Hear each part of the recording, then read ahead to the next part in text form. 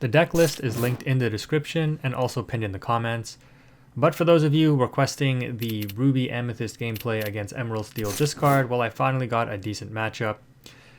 People who know how to play this matchup will likely understand that they need to value the aggro aspects of Ruby Amethyst more, because if I get set up, the Ruby Amethyst player likely can't outdraw my discard engine and the advantage I generate off Prince John, and I need to set up before turn 7 and get enough advantage off before the Be Prepared comes down. In this instance here, I don't have access to any Buckies, but I did get 3 Prince Johns, so I actually discard one of them off the Cinderella. But in my previous video, which also is linked in the description, I did mention that this deck is very, very reliant on seeing the Bucky, and if you don't see Bucky, this deck can have a very hard time winning the game. However, in this particular matchup, you're going to see that we don't end up seeing Bucky, similar to my last video where I didn't see a Prince John and I was still able to win. This match is a very, very close one, because this opponent knew exactly what they were doing. They're going to value the aggro aspects of like Mini Surfer and stuff, which is the correct play. The issue is, Emerald Steel discard plays Strength of the Raging Fire, usually 3 or 4 copies. I think I only play 2 in mine actually, but you probably should play 3. And like 4 Smash. Unfortunately, I don't see those, and this Mini Surfer is going to go in on me. But I need to focus on just generating some advantage, because without any Buckies, the opponent's going to have a healthy hand here. We do have FLOODBORN characters, we do have double Prince John on the fields, but without any actual discard, this whole setup is useless. So getting going by turn 5 with the Beast Tragic Hero engine, trying to draw into my discard, can be a problem. And for the discard decks that are a little bit more focused on just the overall framework of discard, like Zero Skater 12's list is probably the best list, because I mean, he is the authority on discard. The man is crazy. I think he plays like the Flynn Riders and the Sudden Chills, and so if you had all those cards, you'd be getting value off of your Prince John right now. Whereas in my build, I play a little bit more risky with the Bippity Boppity Boos and the Lucifers. And so if you're playing a more serious build, you probably would be better off with Zero Skater 12s, because it's more consistent and it's less reliant on combo. However, when we do eventually see the Lucifer, if we don't see a Bucky, you can absolutely pop off. Especially with this setup right here, without a Bucky, the Prince Johns will draw 4 cards if this Lucifer discards 2, which it does. Right, so 2 off one Prince John and 2 off the other. And then we have Bippity Boppity Boo that we can sing to draw even more cards when we bounce the Lucifer back. I opt to crash my Tragic Beast into the opponent's Mim Snake and my Cinderella into their Maleficent, because at this point I just need to stop the lore gain. The Beast Tragic Hero draw is not needed anymore now that we've drawn insane amount of cards off of the double Prince John. And I can exert these Prince Johns because they've done their job in this one turn. The opponent ends up discarding a Be Prepared there, and clearly that was going to be like their turn 7. Well, actually no, it can't be their turn 7 play, because if they wipe the board, they have nothing to follow up with. So they're just going to continue to try to keep questing here. They have a spell book, and they're really putting on the pressure, but we do have a Benja. We finally top deck one of our removal spells, which we can sing with the Prince John, take out one of the minis, and then we have to drop the Benja, because there's no other way to deal with the other Minnie Mouse. No Smash. We do have a Tinkerbell and a Ring the Bell, but we can't play all those cards fast enough in order to out the Mini. Like, it's going to be a 2-turn clock at the very earliest.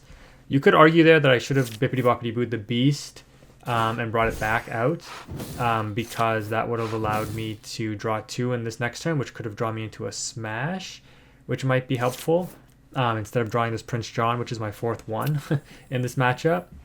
So I make a stupid play and overextend here. Like, there's no reason to put that on board, really, that Tinkerbell.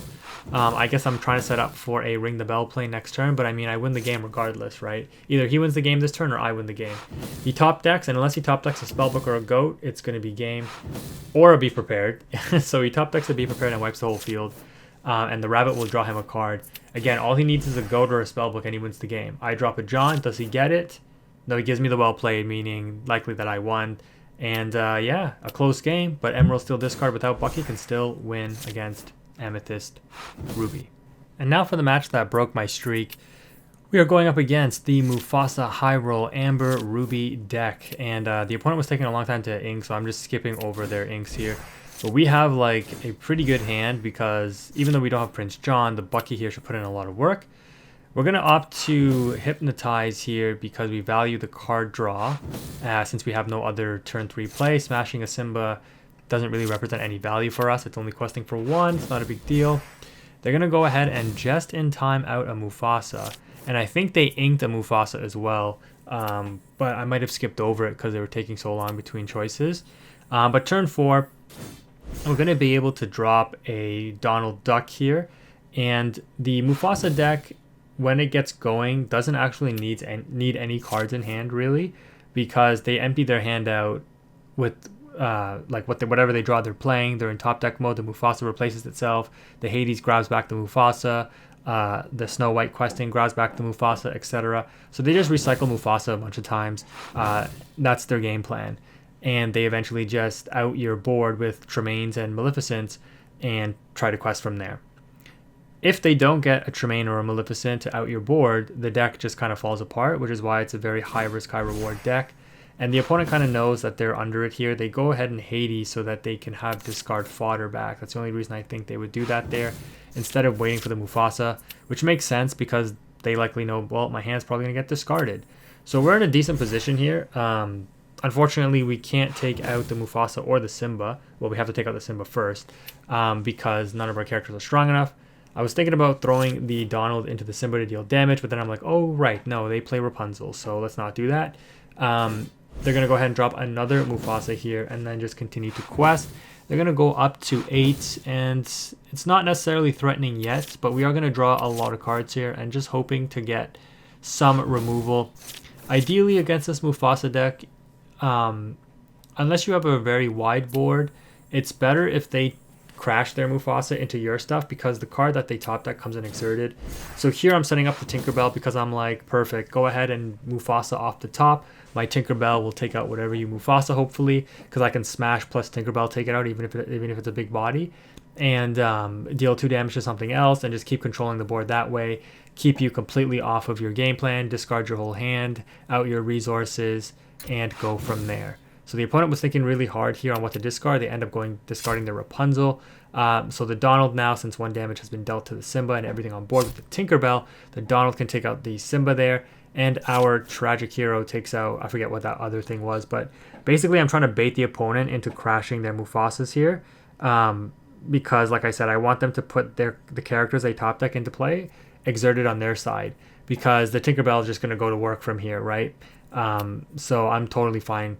As long as they don't top deck a Maleficent, I win the game. If they top deck a Maleficent, I actually lose because if the Maleficent takes out my Tinkerbell, I can't come back fast enough okay, and they get a Maleficent off of it. So, yep, that's a GG. I lose right there, unfortunately, because even a Tremaine, I could like out my Beast or something like, but a Maleficent taking out the Tinkerbell there just, yeah, throws off my whole game plan because I left my Beast and my Donald exerted specifically so that they crash their Mufasas, and they inked a Maleficent early on. They had probably 3 left in the deck.